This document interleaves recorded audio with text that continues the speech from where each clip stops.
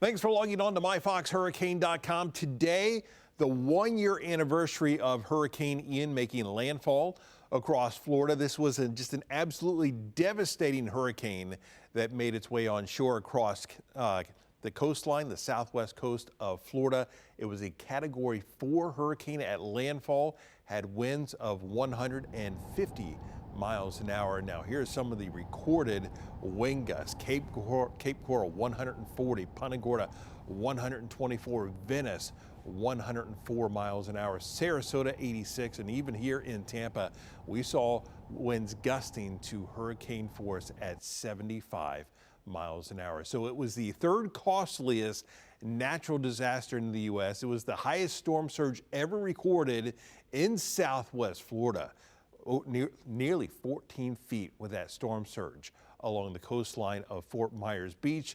It tied for the strongest winds at landfall of up to 150 miles an hour, and we had over 150 deaths, most of these in Florida throughout Lee County, right along the coastline. So many people did not heed those warnings and evacuate. Now, today, it's quieter, but we still have some areas that we're watching, and this is the view.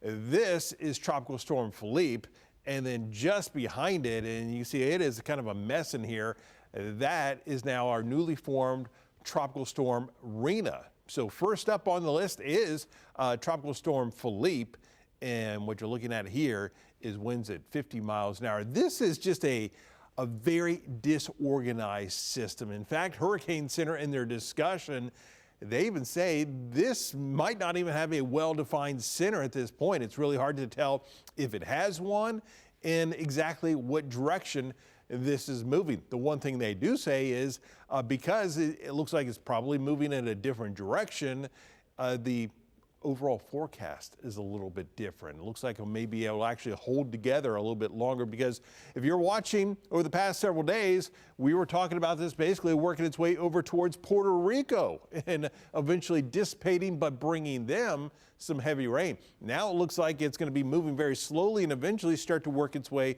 to the north, so it stays out of some of those unfavorable conditions, that stronger wind shear, because of the motion this is taking. That also means it may stick around a little bit longer. That is, if it even exists at this point, because as I mentioned, Hurricane Center, they're not even exactly 100% sure that this has that well-defined center of circulation at this point. Here is our Invest 91, which has now been named as Tropical Storm Rina. Top winds right now are at 40 miles an hour. It's currently moving to the north-northwest at 10 miles an hour. And this forecast track looks like it'll generally take it on that northwesterly track over the next several days.